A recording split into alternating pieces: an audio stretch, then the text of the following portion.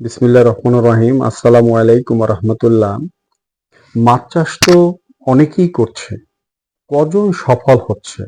বিশেষ করে বাংলাদেশ এবং ভারতবর্ষের প্রেক্ষাপটে 20%, 20% মাছ চাষি সফল হচ্ছে এবং 80% মাছ চাষি, এর ভিতরে বড় একটা অংশই হলো নতুন উদ্যোক্তা, যারা উদ্যোক্তা হয়েই ঝরে যাচ্ছে। এবং বিশেষ করে এর ভিতরে একটু টিনেজ যারা রয়েছে এদের সংখ্যাটাই একটু বেশি, কিন্তু বয়স্ক যারা রয়েছেন তারাও হঠাৎ করে মাছ চাষে এসে 80% মানুষই লসের সম্মুখীন হচ্ছেন। অথচ আপনারা দেখেন যে বাংলাদেশ এবং এই যে ভারতবর্ষ, এটা হলো নদীমাতৃক দেশ। এখানে পানির কোনো সংকট নেই। এখানে স্বাদু পানি যথেষ্ট পরিমাণে রয়েছে, মানে মিষ্টি পানি, লোনা পানির পরিমাণটা কম, যেখানে মাছ চাষের অপার একটা সম্ভাবনার একটা বিস্তর বিচরণ ক্ষেত্র রয়েছে। অথচ সেখানে আমরা সফল হতে পারছি না। এখানে ভিয়েতনাম প্রথম স্থান অধিকার করছে, এখানে চায়না খুব ভালো অবস্থানে আছে, অথচ তাদেরকে অনেক পরিকল্পনা করে, অনেক টেকনোলজি ব্যবহার করে তাদেরকে মাছ চাষ করতে হচ্ছে, কিন্তু তারা লাভবান হচ্ছে। আমরা কেন পারছি না? তার কারণটা হলো আমাদের কোনো পরিকল্পনা নেই। আমরা মাছ চাষ থেকে শুরু করে যে কাজই করি না কেন, প্রথম শর্ত হলো আমি যেটা বুঝবো সেই অনুযায়ী পরিকল্পনা করব, সেভাবেই আমরা কাজ করব, তখনই আমাদের সফলতা আসবে। কিন্তু আমরা বাঙালি বা ভারতবর্ষে যারা রয়েছেন, আমরা একটু উচ্চাভিলাষী বেশি। আমরা হঠাৎ করেই অনেক কিছু অর্জন করতে চাই, কিন্তু আমি কাজ কিভাবে করব এর কোনো পরিকল্পনা আমাদের নেই। কিন্তু আমরা অনেক অনেক বেশি লাভবান হতে চাই। এজন্য আমরা বিভিন্ন মানুষের শরণাপন্ন হই, বা ইউটিউবের বিভিন্ন ভিডিও দেখে আমরা এখানে প্রলুব্ধ হই, যার জন্য আমরা সেই ভালো অবস্থানটায় যেতে পারি না এবং উদ্যোক্তা হওয়ার সাথে সাথেই আমরা আমাদের স্বপ্নকে নষ্ট করে ফেলি। তা আজকে আপনাদের সাথে আমি আলোচনা করব যে মাছ চাষে শতভাগ সফল হওয়ার কয়েকটি কৌশল নিয়ে। এই কৌশল বা এই টেকনিকগুলো যদি আমরা অবলম্বন করি, বা এই বিষয়গুলো যদি আমরা আমাদের মস্তিষ্কে ধারণ করে আমরা সঠিক পরিকল্পনা করে আমরা আগাই, তাহলে যদি সৃষ্টিকর্তা প্রদত্ত কোনো প্রাকৃতিক দুর্যোগ আসে, সে ডিফারেন্ট থিংস, কিন্তু সে ছাড়া, প্রাকৃতিক দুর্যোগ ছাড়া আমরা যদি এই ধাপ বা স্টেপগুলো অনুসরণ করে আমরা মাছ চাষ করি, তাহলে নিশ্চিত ইনশাল্লাহ আমরা মাছ চাষে সফল হব। আমাদের মাছ চাষে কখনোই আমাদের লসের সম্মুখীন হতে হবে না। এই বিষয়গুলো নিয়ে আলোচনা করার ক্ষেত্রে আমি শুধুমাত্র একটি কোটেশন দিয়ে এটা শেষ করতে পারতাম, সেটা হলো পরিকল্পনা। কারণ পরিকল্পনার ভিতরেই আমার সবগুলো বিষয় এসে যাচ্ছে, কিন্তু আমি সেখানে একটি স্টেপে শেষ না করে আমি 8টা স্টেপে বিষয়টা আলোচনা করব, যাতে আপনারা বিষয়গুলো ভালোভাবে বুঝতে পারেন। এবং আশা করি যদি আজকের এই গুরুত্বপূর্ণ ভিডিওটা আপনারা সম্পূর্ণ ভিডিওটা আপনারা শুনেন, মনোযোগ দিয়ে শুনেন, এবং সে অনুযায়ী যদি পরিকল্পনা করেন, আপনার মাছ চাষে সফলতা আসবে। আপনি কখনোই ব্যর্থ হবেন না, সে আপনি নতুন চাষি হন আর পুরাতন চাষি হন। তা প্রথমেই আমাদের নাম্বার 1 আসবে হলো পরিকল্পনা। আমি যতটুকু ধারণ করার ক্ষমতা রয়েছে, অর্থাৎ আমি যতটুকু বুঝবো, আমার সেই মেধাকে কাজে লাগিয়ে আমার আমার যে প্রজেক্ট, আমি যে মাছ চাষ করব, আমার প্রজেক্টের অবস্থার উপরে নির্ভর করে, আমার পারিপার্শ্বিক অবস্থার উপরে নির্ভর করে আমাকে প্রথমেই একটা সঠিক পরিকল্পনা করতে হবে। এই পরিকল্পনার ভিতরে আপনার পুকুর প্রস্তুতি থেকে শুরু করে, আপনার একদম রেনু থেকে শুরু করে আপনার হারভেস্টিং পর্যন্ত, অর্থাৎ আপনার বাজারজাত করা পর্যন্ত আপনার টোটাল যে বিষয়গুলো মাছ চাষের সাথে সম্পৃক্ত আছে, এই বিষয়গুলোর উপরে আপনার বুদ্ধি অনুযায়ী আপনাকে একটা পরিকল্পনা করতে হবে। আপনি যখনই আপনার পাশের একজন বড় চাষিকে দেখে মাছ চাষ করবেন, আপনি যখন অন্যের কথা শুনে মাছ চাষে আপনি অগ্রসর হবেন, আপনি যখন কাজের চেয়ে অনেক বেশি স্বপ্ন আপনি দেখবেন, যে সকালবেলা ঘুম থেকে উঠবেন, উঠেই দেখবেন যে আপনার মাছ বড় হয়ে গেছে, আপনার লাখপতি হয়ে গেছেন। কারণ এরকম ম্যাজিক কিন্তু এখন ইউটিউবে প্রতিনিয়ত দেখাচ্ছে। এটা যখন আপনি করতে যাবেন, তখন আপনি ধরে নেবেন যে আপনি শতভাগ ব্যর্থতা আপনাকে বরণ করতেই হবে, আপনি ব্যর্থ হবেনই। তো আপনাকে প্রথম শর্ত হলো আপনার পরিকল্পনা করতে হবে, তারপর আপনাকে মাছ চাষে আগাতে হবে। নাম্বার 2, অর্থের যোগান। অর্থের যোগান এই শব্দটাকে কেউ অন্যভাবে নিবেন না। অর্থের যোগানটা এজন্য বলছি যে আপনি যে ধরনের মাছ চাষই করেন না কেন, সেটা হোক একক চাষ, হোক মিশ্র চাষ, আপনি এই মাছটা কতদিন লালন পালন করবেন, কতদিন পরে আপনি বিক্রি করবেন? আপনি কি 3 মাস মেয়াদি করবেন, না 6 মাস মেয়াদি, 8 মাস মেয়াদি, না 2 বছর, 3 বছর মেয়াদি? সে যে কোনো প্রজাতির মাছ হোক না কেন, এই মাছটাকে আপনার পুকুর প্রস্তুতি থেকে শুরু করে আপনার বিক্রয় পর্যন্ত মাছের খাদ্য এবং আপনার যে আদার যে কস্টগুলো রয়েছে, এই বিষয়ে আপনার অর্থের যেন কোনো রকম কোনো ঘাটতি না হয়। একজনে অনেক বড় প্রজেক্ট করলো, আমার ওটা দেখার দরকার নেই। আমার অল্প পুঁজি, আমার ছোট প্রজেক্ট, আমি কতদিন মেয়াদে করতে পারবো। অর্থাৎ আপনি যদি একটা মাছের যে খাদ্যের যে চাহিদাটা দিয়ে আপনি মাছটা চাষ করলেন, দেখা যায় যে 2 মাস পরে হঠাৎ করে আপনার অর্থ ঘাটতি হয়ে গেল, আপনি 3 দিন, 5 দিন বা 7 দিন আপনি খাদ্য দিতে পারছেন না, আপনার প্রজেক্টটা আপনি 10 দিন পিছিয়ে গেলেন কমপক্ষে। কারণ আপনি 2 থেকে 3 দিন যখন প্রজেক্টে আপনার মাছের প্রোটিন এবং চাহিদা অনুসারে খাদ্যটা দিতে না পারবেন, আপনার যতটুকু আপনার ওয়েট এসছে, প্রতিদিন আপনি যতটুকু ওয়েট গেইন করছেন, তার দ্বিগুণ পরিমাণে ওয়েট আপনার লস হবে। আপনার এই যে লস যেটা হলো, এই লসটাকে আবার সঠিক জায়গায় নিয়ে আসতে, অর্থাৎ আপনি 100 গ্রাম ওয়েট গেইন করেছেন, 3 দিন আপনি খাদ্য দিতে পারেননি, আপনার 3 দিনে এটা 80 গ্রামে চলে এসছে। এই যে 20 গ্রামের যে ব্যবধান, এই ব্যবধানটা পূরণ করতে আপনাকে 5 থেকে 10 দিন আপনার লেগে যাবে, তারপর আপনি আবার বৃদ্ধি পাবেন। তাহলে এই যে 5 থেকে 10 দিন, এই সময়টায় আপনার খাদ্য খরচ, আপনার আদার্স যে মেনটেনেন্স চার্জ, সেটা আপনার লস হলো, আপনার সময় লস হলো, অর্থাৎ আপনি 10 দিন পিছিয়ে গেলেন। এজন্য আপনার যতটুকু সামর্থ্য আছে, সেই সামর্থ্য অনুসারে ওই প্রজাতির মাছ আপনি কত পিস ছাড়লে আপনি আপনার বিক্রয়ের যে টার্গেট, সেই সীমানা পর্যন্ত আপনি পৌঁছাতে পারবেন, যাতে কোনো ঘাটতি হবে না। মাঝখানে যদি কোনো প্রাকৃতিক দুর্যোগ এসে যায় বা যে কোনো সমস্যা যদি এসে যায়, সেই সমস্যাকে প্রোটেকশন দেওয়ার মতো ক্যাপাসিটি আপনাকে রেখে মাছ চাষে আসতে হবে। দ্বিতীয় ধাপটা হলো সঠিক নিয়মে পুকুর প্রস্তুতি। এই বিষয়টা কিন্তু অত্যন্ত গুরুত্বপূর্ণ। আপনি পুকুরে মাছ ছেড়ে দিলেন, খাদ্য দিলেন, মাছ বড় হয়ে গেল না, কোনোদিন হবে না। হ্যাঁ, আমাদের বাড়ির পুকুরে আমরা কিছু মাছ ফেলে রেখি, মাঝে মাঝে ধরে আমরা খাই, বা নদী নালা খাল বিলে মাছ আছে, তাকে তো কেউ খাদ্য দেয় না, সে তো বড় হচ্ছে। কিন্তু আমরা যখন কমার্শিয়ালি মাছ চাষ করতে যাব, তখন কিন্তু আমরা মজুদ ঘনত্বটা অনেক বেশি দিব।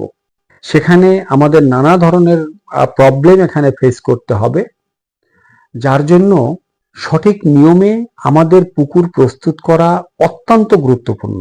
কারণ আমাদের মাছ চাষ করতে গেলে পুকুরে অ্যামোনিয়া হয়, পুকুরে অক্সিজেন সংকট হয়, পুকুরে পিএইচ মান নিয়ন্ত্রণে থাকে না, পুকুরে বিভিন্ন ভাইরাস ব্যাকটেরিয়ার আক্রমণ হয়, পুকুরে হাঁসপোকা উকুনের আক্রমণ হয়, মাছের বিভিন্ন ধরনের ক্ষতরোগ থেকে শুরু করে বিভিন্ন ধরনের রোগ ব্যাধি হয়, মাছ হঠাৎ করে মারা যায়।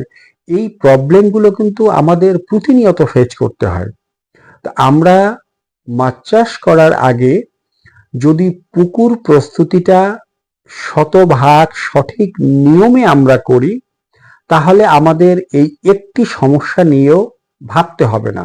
শুধুমাত্র আমরা মাসিক যে পরিচর্যাটা আছে সেটা আমরা নিয়ম মেনে করে যাব, তাহলে আমাদের আর কোনো প্রবলেম হবে না। এবং যদি একবার প্রবলেম হয়ে যায়, তাহলে এই যে আগের স্টেপে যে বললাম যে আপনি মাছ চাষে আপনার মাছের ওয়েট গেইন হবে, আপনার অর্থের লস হবে, আপনার সময় নষ্ট হবে, অর্থাৎ আপনি লসের দিকে ধাবিত হবেন।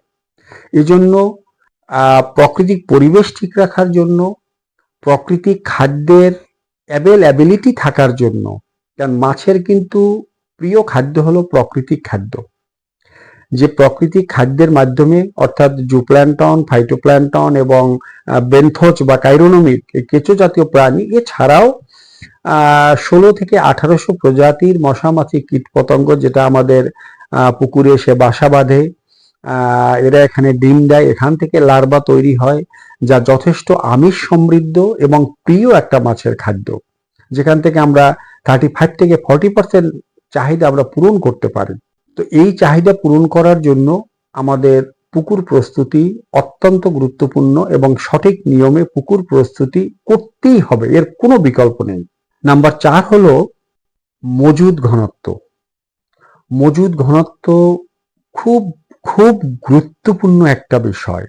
আমার টাকা আছে, আমি এনে ড্রাম ড্রাম মাছ আমার পুকুরে ছেড়ে দিলাম, আমার মাছ বড় হবে না, আমার মাছ বাঁচবে না, আমি মাছের বিভিন্ন রোগ ব্যাধি এবং পুকুরের প্রাকৃতিক পরিবেশ কখনোই ঠিক রাখতে পারবো না।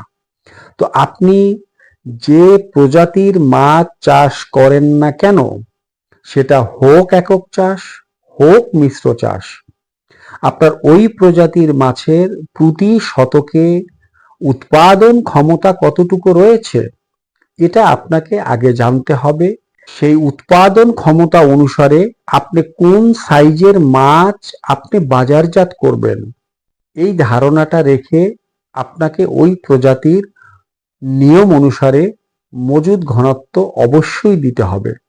মজুদ ঘনত্ব বেশি দিলে আপনি কখনোই কাঙ্ক্ষিত মাত্রার ফল আপনি পাবেন না, আপনি কখনোই লাভবান হতে পারবেন না।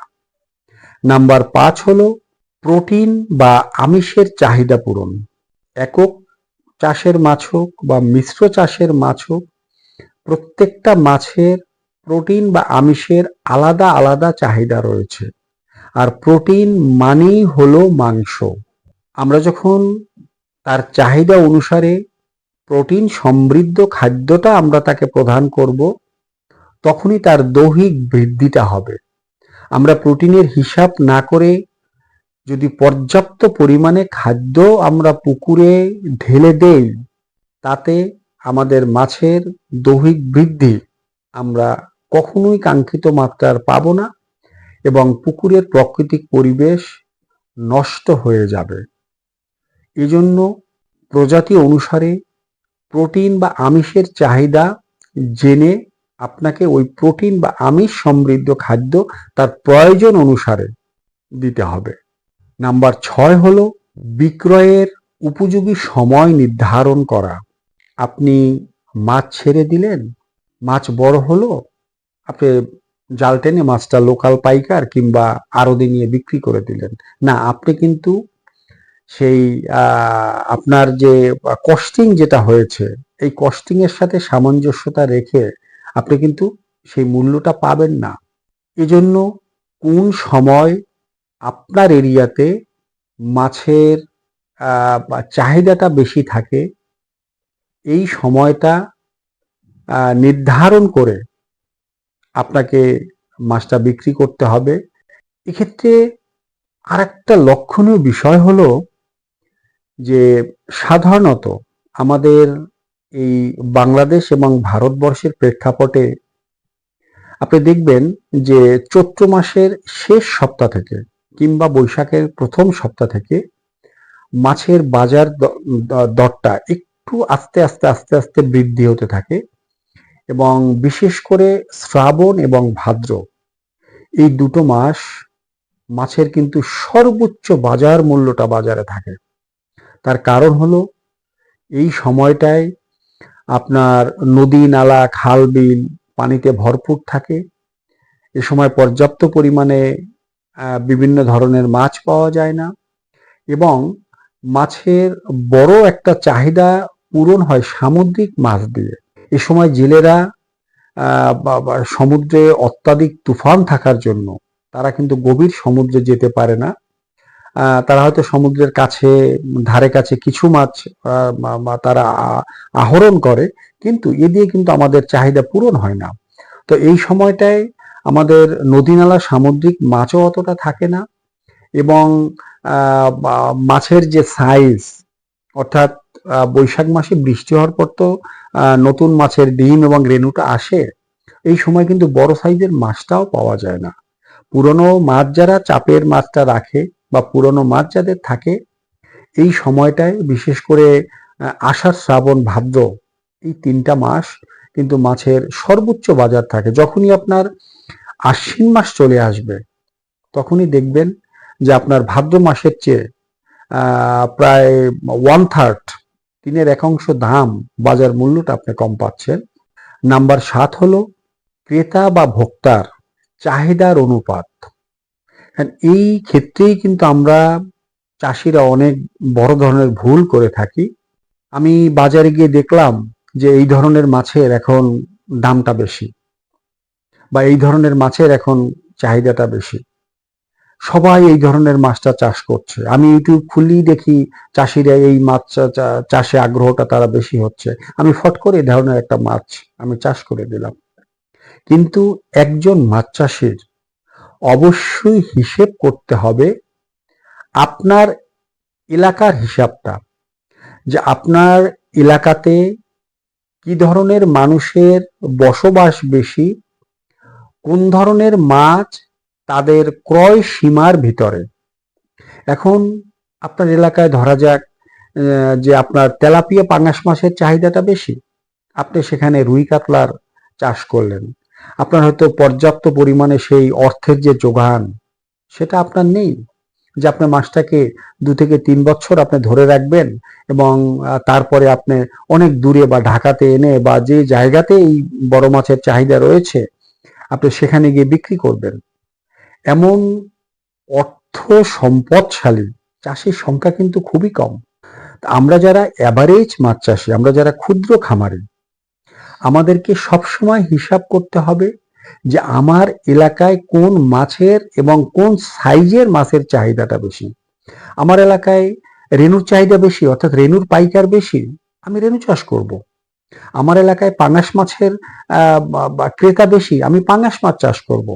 আমার এখানে রুই কাতলা মাছের চাহিদাটা বেশি এবং 1 কেজি 1.5 কেজি সাইজের মাছের চাহিদাটা বেশি, আমি এই মাছটা এই সাইজের আমি চাষ করব।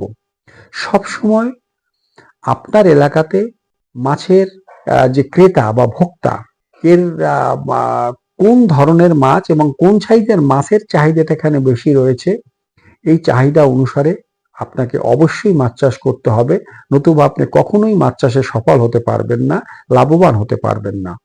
নাম্বার 8 হলো মাসিক পরিচর্যা।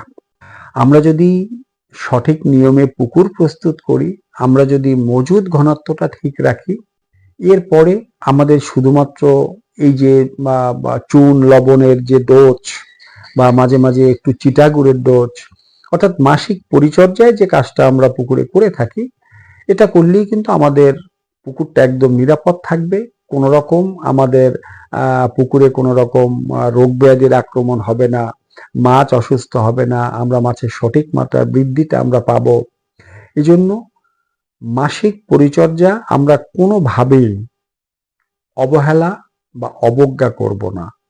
আমার মাছ অসুস্থ হবে তারপর আমি ট্রিটমেন্ট দেব, আমি মেডিসিন নির্ভর আমি মাছ চাষ করব, এটা যারা করতে যাবেন তারাই কিন্তু লসের সম্মুখীন হবেন। যার জন্য আপনি কখনোই অপেক্ষা করবেন না যে আমার মাছ তো সুস্থ আছে, আমি একটু পরে পরিচর্যাটা করি, খামাখা এখন কেন আমি 2 মণ চুন কিনবো, আমি কেন এখন 50 কেজি লবণ দিব বা 200 কেজি লবণ দিব, আমার কেন এখন লোক দিয়ে আমি পুকুরে ছাই প্রয়োগ করব। এই চিন্তাটা কখনোই করবেন না। আপনার মাছ সুস্থ আছে, আপনি পুকুরের পরিবেশ এবং মাছের শারীরিক অবস্থা সবকিছু চিন্তা করে আপনি যদি নিয়মিত মাসিক পরিচর্যাটা করেন, এবং আমি এই যে 8টি কোটেশন নিয়ে আপনাদের সাথে আলোচনা করলাম, এই বিষয়গুলো যদি আপনারা মাথায় রেখে আপনার চিন্তা, আপনার বুদ্ধি সেই অনুসারে যদি আপনি কাজ করেন, তাহলে অবশ্যই অবশ্যই অবশ্যই আপনি মাছ চাষে সফল হতে পারবেন। এবং আমরা যদি অন্যকে দেখে বায়েস্ট না হয়ে আমরা যদি নিজের পরিকল্পনা অনুসারে কাজ করি, তাহলে আমরা মাছ চাষে সফল হতে পারবো। আশা করি একটা সময় আমরা মাছ চাষে বিশ্বে প্রথম স্থান অধিকার করতে পারবো। এই প্রত্যাশায় আপনাদের সবার মাছ চাষ ভালো হোক। আপনারা আপনাদের পরিকল্পনা অনুসারে নিজের মেধা খাটিয়ে, নিজের চিন্তা শক্তি খাটিয়ে আপনারা মাছ চাষ করুন। আজ এ পর্যন্তই। আপনাদের সাথে আবার দেখা হবে পরবর্তী পর্বে। সে পর্যন্ত সবাই ভালো থাকবেন, সুস্থ থাকবেন, নিরাপদ থাকবেন। আল্লাহ হাফিজ।